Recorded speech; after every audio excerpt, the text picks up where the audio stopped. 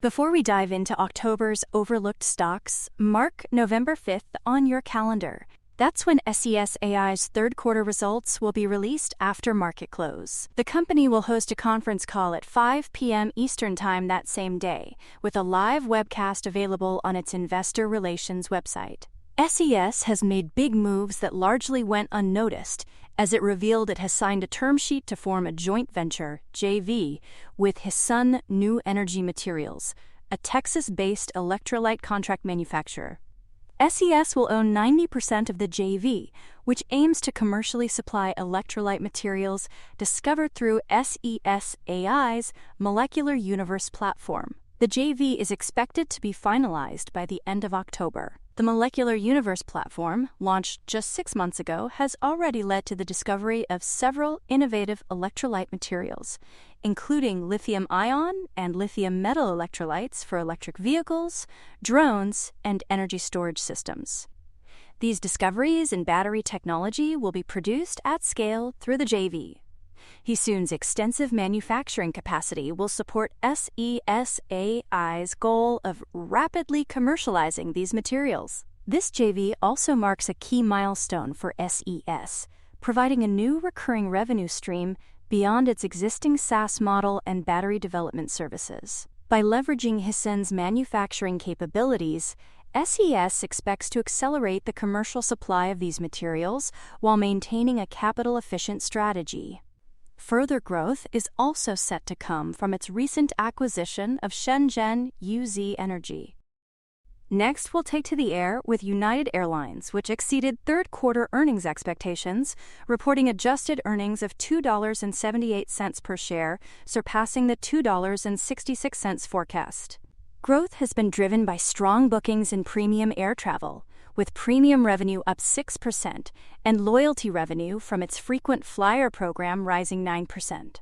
United's results come a week after Delta Airlines also predicted record earnings. Both airlines have outperformed competitors by focusing on high-margin revenue from premium, corporate, and international travelers, unlike budget carriers, which are facing soft demand and greater pricing pressure. United's Q3 revenue increased by 2.6% year-over-year, and it is continuing to invest in enhancing customer experience, including upgrading airport lounges, adding Starlink internet, and equipping seats with Bluetooth connectivity. Despite operational issues at Newark Airport impacting its revenue per seat mile, United anticipates a significant improvement in the current quarter. A reduction in domestic airline seat capacity has helped boost ticket prices, and analysts expect this trend to continue as capacity growth remains moderate, particularly with carriers like Spirit shrinking operations. United's CEO, Scott Kirby, emphasized the importance of cultivating brand loyalty to navigate economic challenges. The airline's ongoing investments aim to provide more value across the entire travel experience, catering to customers willing to pay for premium services. Then, keep an eye out for Aduro. It launched a global site selection process for its demonstration plant program, evaluating potential sites in Canada, Europe, and Mexico. This is a key step in commercializing Aduro's patented chemical recycling and crude upgrading technology. The demonstration plant will validate the scalability of the company's processes and is expected to attract industrial partnerships and broader market engagement. Aduro's pilot plant is already generating critical data to optimize scale-sensitive parameters, which will feed into the new plant's development. The site selection criteria for the demonstration plant include factors like feedstock availability, logistics, regional demand for recycled materials, regulatory and permitting pathways, and potential local incentives. Aduro is progressing efficiently with this initiative, and a short list of potential locations will be finalized by the end of 2025, with a final decision expected shortly after. This site will be designed to handle 8,000 tons per year, TPY initially, with the ability to expand to 16,000 to 20,000 TPY for future commercial scale operations.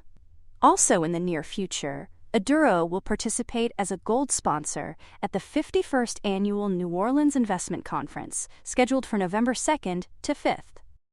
Now for something slightly different with Reddit, which began October with a slump. Partly due to concerns over slowing web referrals from AI chatbots ahead of its quarterly results releasing on October 30th. Yet some investors stay logged on to Reddit, citing that it could boost performance with its unified search function and the introduction of a generative AI-powered answers feature. As AI-driven search grows, Reddit supporters posit the platform's authentic, contextually relevant content positions it well to benefit, with the search feature already attracting 70 million weekly users, while the AI answers feature attracts 6 million weekly users. Another potential growth point stems from Reddit's growing advertising business, as improvements in search could drive ad revenue and user engagement. Despite this optimism, Reddit stock has pulled back around 30% from its September high, reflecting broader concerns about its user growth, particularly as Google shifts more toward AI-driven search results. Reddit stock also dropped more than 10% on October 1st after a report indicated that ChatGPT was citing Reddit less frequently. However, Reddit still receives the majority of its referral traffic from Google, which bodes well for its near-term prospects. Indeed, Reddit is a mixed bag. Now the question is, will strong advertising growth and new product initiatives be enough to ease worries about user engagement and the platform's ability to sustain growth? For more on stocks and crypto, follow Ascencore. See you next time.